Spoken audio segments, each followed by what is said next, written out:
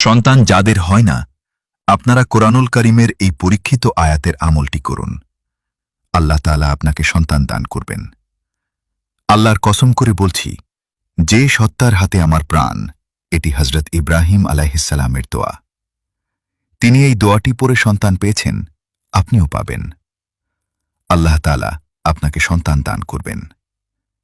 যত বিপদে আপনি থাকুন না কেন, যত সমস্যাই আপনার থাকুক না কেন, যদি নিয়ত সহি থাকে এবং আমলটি সহিভাবে করতে পারেন, আল্লাহ আপনাকে সন্তান দান করবেনই। এই পথ থেকে আপনাকে কেউ সরাতে পারবে না। প্রিয় ভাইয়েরা, আমরা অনেকে হতাশ হয়ে যাই। সন্তান না হলে মা বাবা কতটা কষ্ট পান তা কেবল সেই মা বাবাই জানেন। আমরা আল্লাহর কাছেই চাইব। কোনো মাজার, কোনো পীর, কোনো বুজুর্গ সন্তান দিতে পারেন না। সন্তান দেওয়ার মালিক একমাত্র আল্লাহ। আল্লাহ তাআলা কোরআনুল কারীমে বলেছেন, শিফাউন লিন্নাস, মানুষের জন্য এতে রয়েছে শিফা বা প্রতিকার।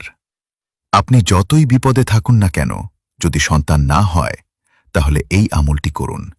ইনশাআল্লাহ আল্লাহ তাআলা আপনার জন্য উত্তম ফয়সালা করবেন।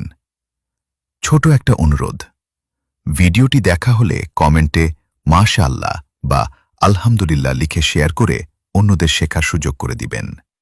আপনি ভাবতেও পারবেন না আপনার শেয়ারের মাধ্যমে কত কোটি মানুষ এই আমলটি করবে, আর এর বিনিময়ে আপনিও অসংখ্য নেকির অংশীদার হবেন ইনশাআল্লাহ। আমল করার নিয়ম: ১. ফজরের নামাজ আদায় করার পর বসে থাকবেন। ২.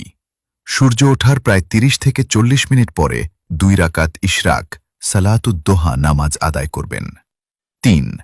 নামাজ শেষে কিবলামুখী হয়ে বসবেন। ৪. এরপর এই দোয়াটি ৯৯ বার পড়বেন। রব্বি হাবলি মিনাস সলিহিন, হে আমার রব, আমাকে একজন নেককার সন্তান দান করুন। ৫.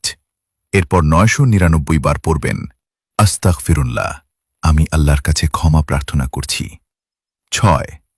এরপর একবার পড়বেন, আস্তাগফিরুল্লাহাল্লাযী লা ইলাহা ইল্লা হুয়াল হাইয়ুল কাইয়্যুম ওয়া আতুবু ইলাইহি।